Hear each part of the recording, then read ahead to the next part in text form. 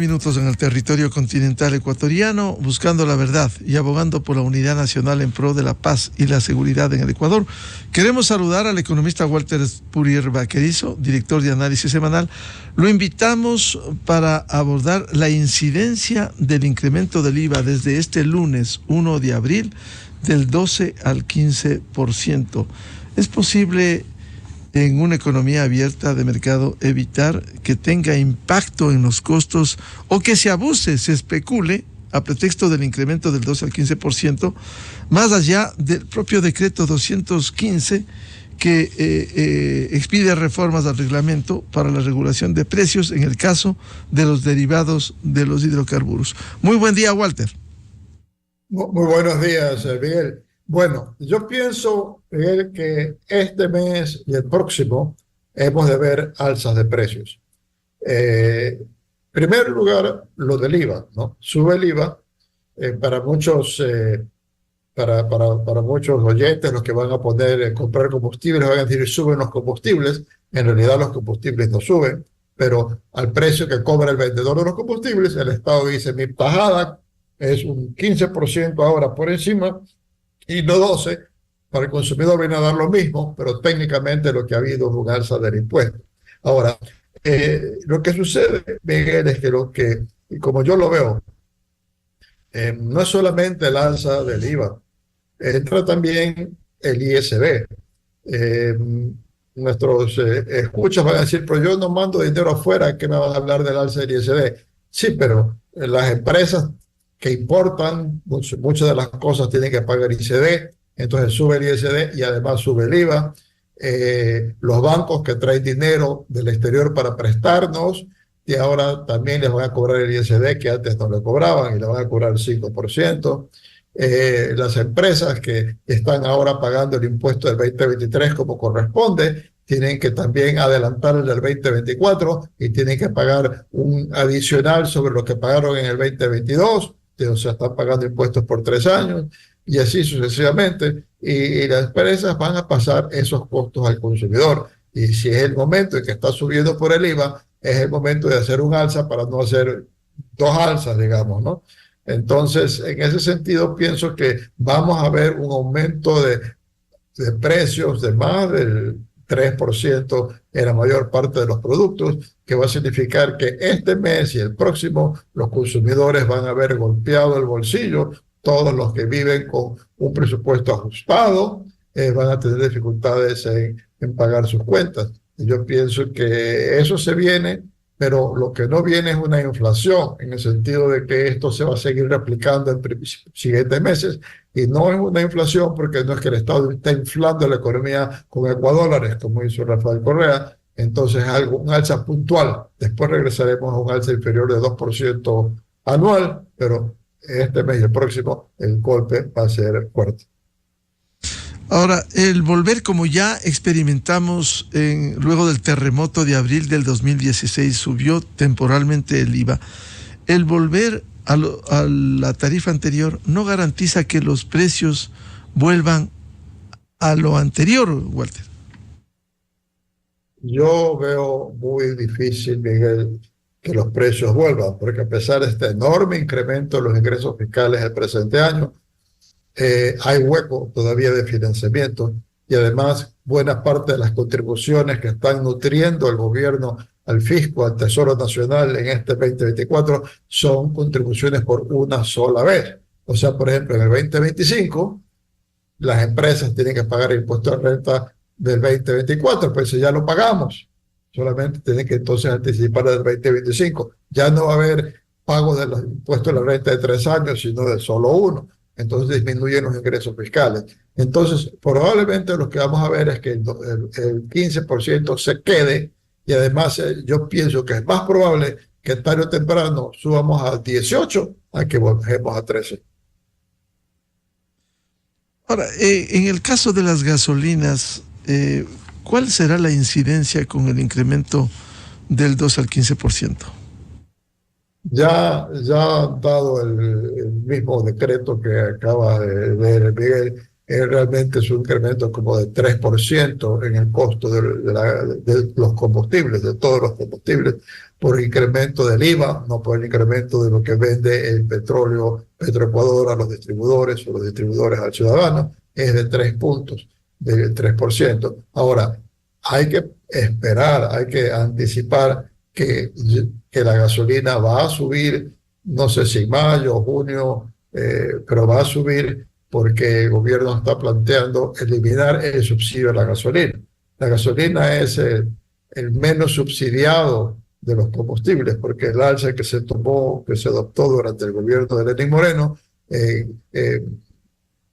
fue fuerte. Entonces fue paso a paso, pero fue fuerte, y actualmente el subsidio no es tan grande. Si nosotros le ponemos gasolina extra o ecopaís a nuestro automóvil y vemos ahí que hay un dato en que dice cuánto es el subsidio. La última vez que yo le puse gasolina a mi vehículo decía que el subsidio era 27 centavos por galón, o sea, al precio de entonces internacional. Y entonces es de suponer que la gasolina en algún momento, quizás el 13 de mayo o de junio, comience a subir 10 centavos mensuales por unos 3 meses, y después comience a ajustarse a los precios internacionales, como sucede, por ejemplo, con el diésel industrial. En todos los meses o suba o baja de acuerdo al mercado internacional. Eso se vendrá después. Pero las recaudaciones que haga el fisco por eso no van a ser muy importantes. Por supuesto, los que tienen vehículos sí van a sentir el impacto del costo cada vez que impongan gasolina en su vehículo. El caso del gas de uso doméstico, ¿cuál será la incidencia? Se ha mencionado también en el decreto que esto subiría a 1.65. 1.60 costaba hasta ayer. Sí, o sea, subiría a ser más o menos un 3%. Ahora, a las finales, los consumidores pagamos un poco más. Sigue siendo altamente subsidiado por los que comercializan el gas si venden un precio tanto superior al que se supone que van a vender. Es solamente esa alza y no está prevista que este gobierno, o sea, hasta que el año 2025, no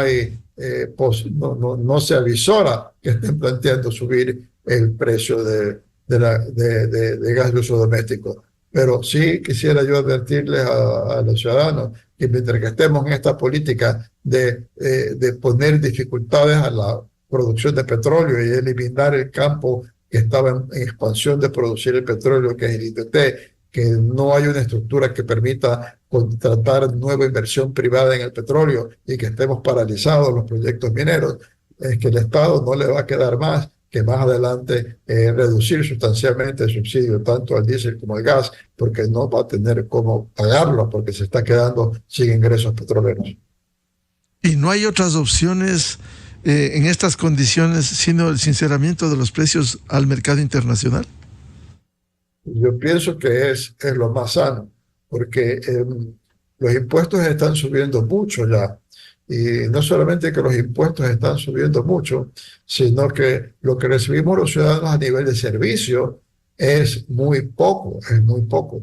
Hay una institución que se llama Fundación 1841 en inglés, que es un seguimiento en el balance entre la calidad de los servicios públicos y los impuestos que se pagan, para ver si un país es o no un infierno fiscal. Y hay 13 países que mencionan que son infierno fiscal.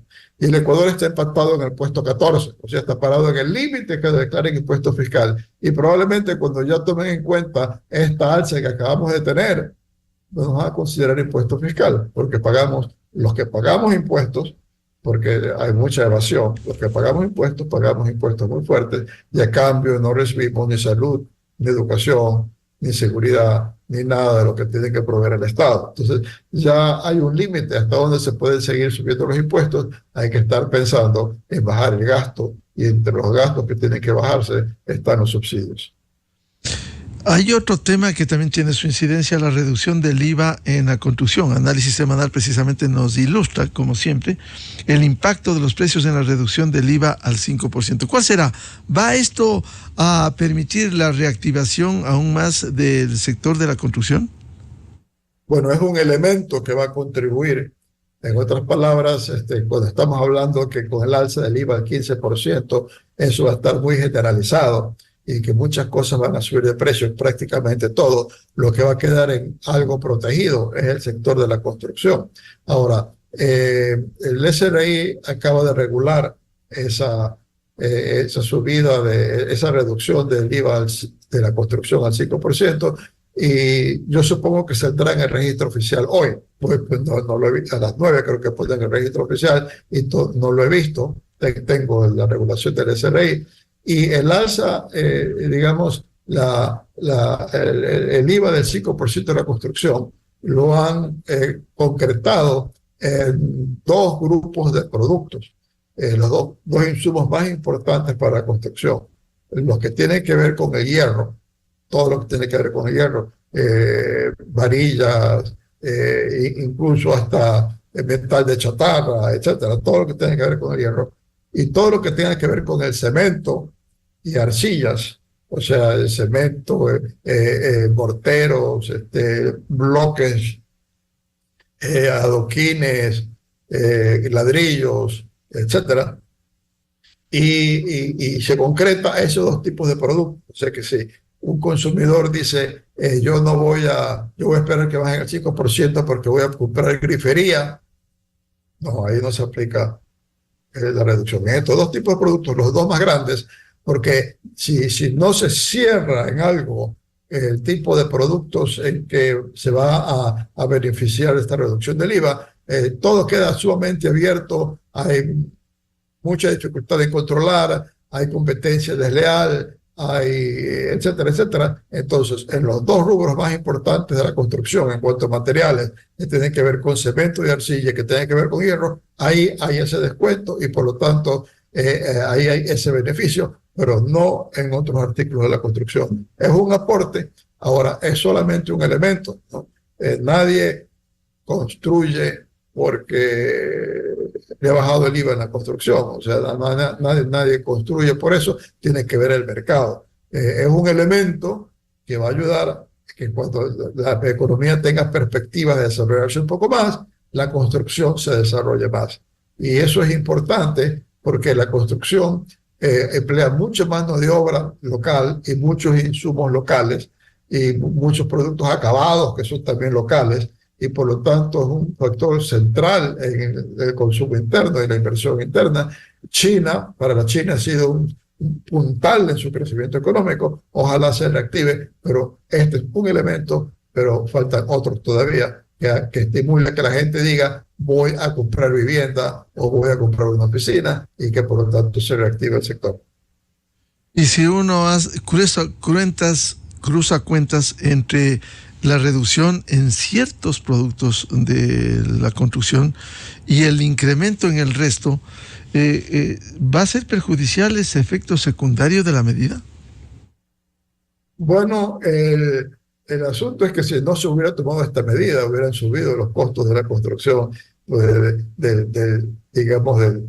hubieran subido al 15%, del 12 al 15%. Estoy de aquí más bien a incidir que hay una cierta reducción, pero neta no va a ser de 5 puntos, porque el hecho es de que hay otros insumos que están subiendo. En todo caso, frente al panorama, podríamos decir que la construcción debe ser lo que menos sube o incluso baje debido a este tratamiento especial en el IVA. Pero como digo, no es que uno va a decir la vivienda me va a bajar el 10%, no, eso no va a darse porque todas las otras cosas suben.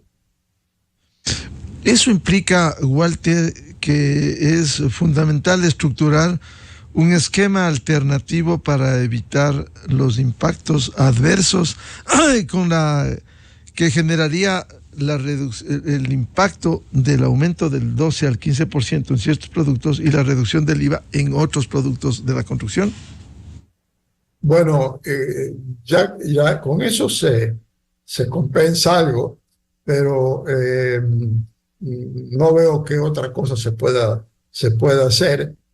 Quizás la reforma laboral permita que facilite que la construcción pueda contratar, un constructor pueda contratar trabajadores por un lapso determinado, porque la obra va a tomar 9 meses, entonces contratar trabajadores por 9 meses, pues no tiene que darle estabilidad cuando la obra se va a terminar a los 9 meses, o incluso hay etapas, ¿no? Entonces los trabajadores que tienen que hacer, digamos, a tipo albañiles, a lo mejor son solamente 6 meses, y entonces los contrata por 6 meses, y después vienen los electricistas por tanto tiempo, o los que hacen las tuberías por tanto tiempo. Entonces, esas medidas pueden facilitar en una tarea que no es permanente, a diferencia de una industria donde está produciendo todo el año y necesita trabajadores estables. En la construcción solo por tiempo. Entonces, eso puede ayudar. Hay que ver también, sobre todo por el lado de la construcción de vivienda popular. Otro factor que tendría que intervenir es crédito, ¿no? Un crédito, un crédito de largo plazo con bajas tasas de interés podría ayudar a que haya más demanda de vivienda. Entonces, si hay medidas por ese lado, por el lado de costos en cuanto a materiales de construcción, yo pienso que con eso se ha hecho bastante. Con estas medidas que rigen desde hoy, ¿se podrá desde el Estado combatir si es que hay especulaciones en ciertos productos que, especialmente de primera necesidad, que están gravados con IVA? Bueno, lo ideal para detener la especulación es asegurar de que haya suficiente oferta, ¿no? De que siempre hay alguien que ha estado en posesión secundaria en el mercado, no ha podido vender, y si la competencia sube los precios, uno aprovecha y no los sube para ganar mercado. Entonces, esencialmente lo que hay que asegurar es que fluya la mercadería a los mercados y que el consumidor en momentos de subidas de precios haga mucho más comparación de precios.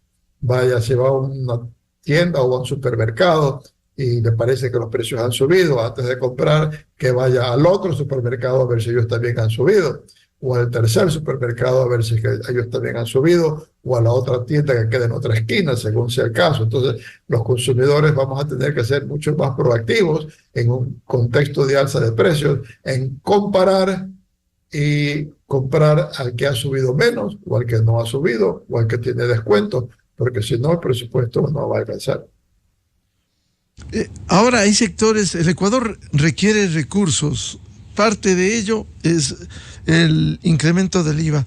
¿Cómo enfrentar los temas de fondo, Walter? Como el que abrir a la inversión, el que se genere confianza, seguridad para el sector minero, por ejemplo, cuando aquí no hay la ley de consulta previa, libre e informada, cuando ha habido acciones que se oponen a la minería formal, sin decir nada, en cambio, con quienes extraen ilegalmente los minerales.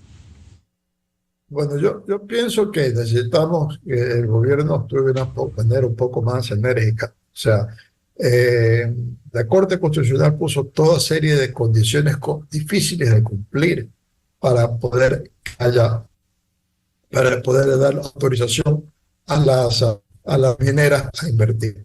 Entonces, en lo que hemos visto estos días, que en Palo Quemado, el Estado está tratando de cumplir con esos requerimientos, está socializando, van sus técnicos a hablar con los residentes de Palo Quemado, a explicarles lo que piensan hacer. Y viene gente de ISA e incluso le disparan a los policías y eres policía. Y aquí no ha pasado nada, igual como anteriormente se ha quemado Quito en 2 ocasiones y no ha pasado nada, o sea, nadie paga esas consecuencias. Eso no puede hacerse, o sea, que el país tiene que, los proyectos mineros que no afecten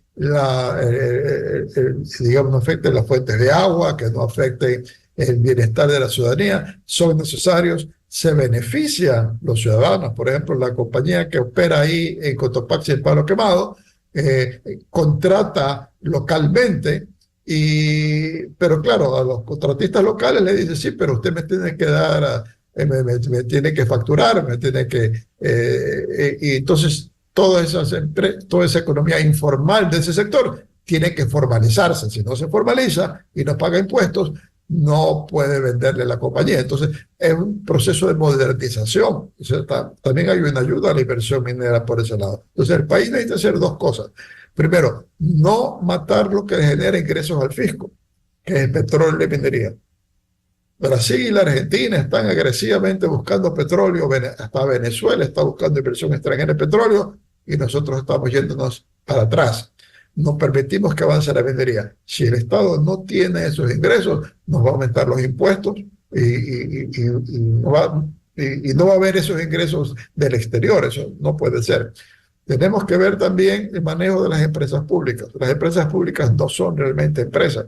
Las empresas públicas no es que venden un producto y de dinero que toman, parte le dan a sus accionistas que el Estado y parte lo invierten para ampliar su negocio. No, están allí, el Estado no les da dinero para invertir, las empresas se preocupan esencialmente de los contratos colectivos, de recibir más dinero, y bloquean la inversión privada. Entonces no hay ni inversión pública ni privada ni en petróleo, ni en minería, ni en electrificación. A Dios gracias sí hay 2 telefónicas privadas, porque si no tampoco tendríamos en telefonía. Entonces eso también tiene que cambiarse. Y lo otro que tiene que cambiarse es que el Estado no puede incrementar su gasto corriente todos los años como lo viene haciendo, porque es imposible de pagar. Tenemos que bajar el gasto corriente. Si no, a la vuelta de la esquina incluso nos van a considerar un infierno tributario, uno de los países donde la relación entre lo que se paga de impuestos y los servicios que se recibe del Estado son los peores del mundo. Ahora, una política económica, Walter, no solo ser de recaudación, política recaudatoria, sino también de generación, de producción. Y parte de ello también pudiera, para que crezca la economía ecuatoriana, pudiera ser en parte la reforma laboral que estará en la consulta popular de este 21 de abril. Yo creo que es un factor importante.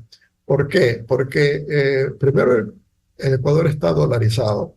Al estar dolarizado, eso quiere decir que en momentos de crisis los salarios mantienen su valor. En las crisis anteriores que tuvimos, y digo las anteriores, todas las anteriores que tuvimos, las crisis anteriores que tuvimos en el 98-99, el problema que tenían las empresas era su deuda externa, pero el empleo no, porque con la inflación que había, el costo laboral se reducía. Ahora la dolarización protege al trabajador, pero cuando hay una crisis, las empresas tienen que despedir. Eso pasó en el 2020. Y como las perspectivas no son de un gran crecimiento después, la mayor parte de las empresas no tomaron nuevamente el personal que habían despedido y no lo quieren hacer porque dice, y si no tengo perspectivas que crezca la economía, ¿cómo puedo gastar más en mano de obra? Porque si los quiero despedir, me cuesta un ojo de la cara. Entonces, es el mecanismo en que la persona que entre a trabajar por tiempo limitado, por horas, va a recibir un pago que incluye todo proporcional de los extras, entonces que va a ganar menos, pero no va a tener esa enorme inestabilidad. Entonces, en ese sentido, sí, va a ser un factor, es uno de los tantos factores. El factor más importante es que haya perspectivas que la economía vaya a crecer, pero si la economía va a crecer, tanto va a ayudar por una parte el trabajo por horas para que se contraten más personas, como va a ayudar la reducción del IVA al 5% para la construcción, para que haya más estímulo a la construcción.